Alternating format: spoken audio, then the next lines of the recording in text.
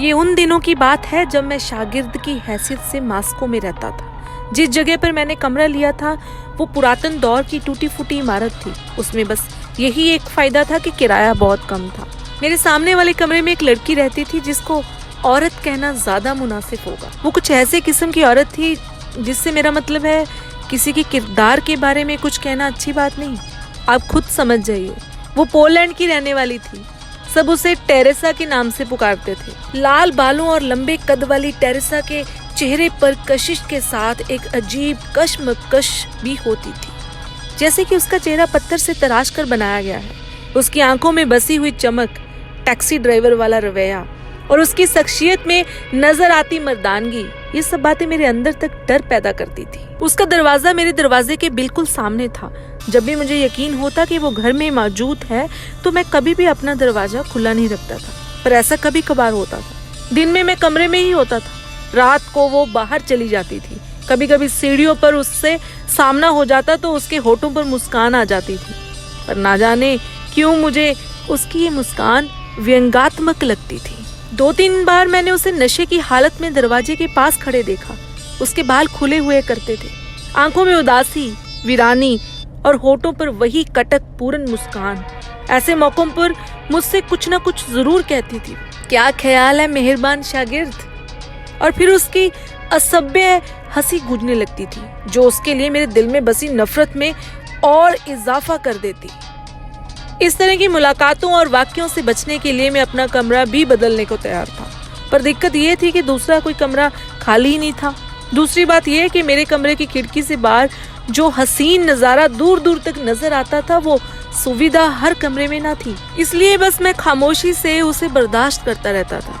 एक दिन खाट पर लेटा कमरे की छत को घूर रहा था और कक्षा में गैर हाजिर होने का बहाना ढूंढने में व्यस्त था।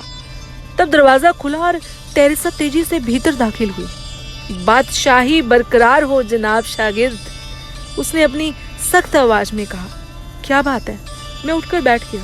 उसके चेहरे पर मुझे परेशानी और एक भीतरी उलझाव दिखाई दे रहा था। ये उसके व्यक्तित्व के विपरीत कुछ अजीब लक्षण थे। देखो, टेरेसा शब्दों को तोलते हुए कहने लगी, मुझे एक निवेदन लेकर आई हूँ। मैं खाट पर बैठे उसे देखता रहा। मैंने सोचा, या मौला, ये तो मेरे पास किरदार पर होने वाला हमला है। हिम्मत कर नौजवान, हिम्मत से काम लो। टेरेसा वहीं दरवाजे पर खड़े खड़े कहने लगी, मैं एक खत भेजना चाहती हूँ। मेरा मतलब है कि मैं एक पत्र लिखवाना चाहती हूँ, बस यही बात है। उसकी आवाज आश्चर्यजनक रूप से बहुत ही नरम, डरी हुई और गुजारिश करती हुई लगी। मैंने दिल ही दिल में खुद पर लानत भेजी और बिना कुछ कहे उठकर लिखने वाली मेज के पास रखी कुर्सी पर जा बैठा। मैंने कहा, बैठो और लिखवाओ। वो चुपचाप चलते हुए दूसरी कुर्सी पर सावधानी से बैठी। उसके बाद उसने मेरी तरफ इस तरह देखा जैसे कोई बच्चा गलती करने के बाद शर्मसारी से देखता है। मैंने कहा, किसके नाम लिखवाना है? Boris Karpov. बोरिस कार्पोव के नाम, उसने कहा। वो वारसा में रहता है, 3 मर्गची रोड के फ्लैट नंबर 312 में। जी कहिए, क्या लिखवाना है? मेरे प्यारे बोरिस, उसने कहना शुरू किया, मेरी जान, मेरे महबूब, मेरी जान तुम में अटकी हुई है। तुमने बहुत समय से कोई स्नेह भरा संदेश नहीं भेजा है। क्या तुम्हें अपनी नन्ही उदास कबूतरी की याद नहीं आती? फक्त तुम्हारी टेरेसा। मैंने बड़ी मुश्किल से अपने आप को ठहाका लगाने से रोका। नन्ही उदास कबूतरी, यानी आप खुद सोचिए, कबूतरी का कद 6 फुट हो सकता है, उसके हाथ पत्थर की तरह सख्त हो सकते हैं। बरसात के दिनों में भीगने से परहेज करने वाली ऐसी कबूतरी हो सकती है जिसका घोंसला पेड़ों की बजाय किसी घर की चिमनी में हो। ऐसे में मैंने खुद पर जाब्ता रखते हुए उसे पूछा, ये बोरिस कौन है? Boris Karpov. उसने एक सख्त लहजे में जैसे मुझे पूरा नाम लेने की हिदायत दी। एक नौजवान। नौजवान? हाँ, पर तुम हैरान क्यों हो? क्या मुझ जैसी लड़की का कोई नौजवान महबूब नहीं हो सकता? मैंने उसे गौर से देखा।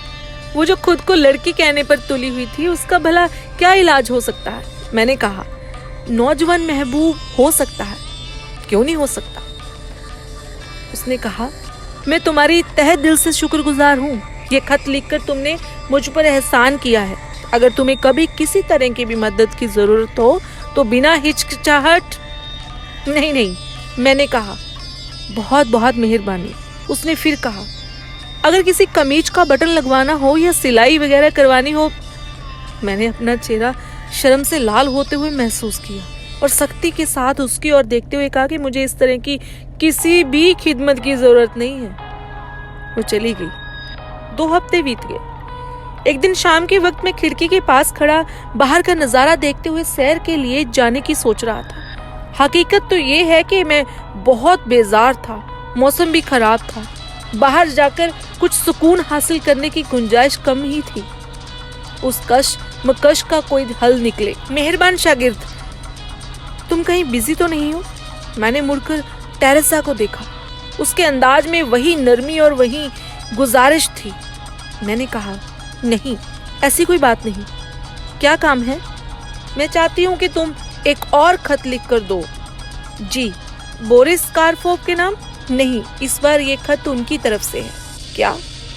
मैं भी कितनी अहमक हूँ, टेरेसा ने कहा। ये खत मेरे लिए नहीं है मेहरबान शागिर्द। मैं माफी चाहती हूँ। ये मेरे एक दोस्त की तरफ से है। दोस्त नहीं, एक जान पहचान वाले की तरफ से है। उसकी भी मेरे जैसे यानी टेरेसा जैसी एक महबूबा है। समझ रहे हो ना? वो उसे खत लिखवा कर भेजना चाहता है। क्या तुम दूसरी टेरेसा के नाम खत लिख दोगे? मैंने गौर से उसे देखा। उसके चेहरे पर परेशानी थी। उसके हाथ कांप रहे थे। धीरे धीरे बात कुछ समझ में आने लगी। सुनो मैडम, मैंने कहा, ये चक्कर क्या है? मुझे यकीन है कि आप मुझे हकीकत नहीं बता रही हो। अब तो मुझे गुमान हो रहा है कि ये बोरिस और टेरेसा कहीं भी नहीं है। आप इस गोरख धंधे से मुझे दूरी ही रखें। मुझे माफ कीजिए।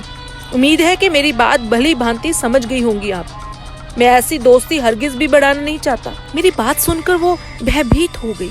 आगे बढ़ने या वापस जाने की कश्मकश में जकड़ी हुई।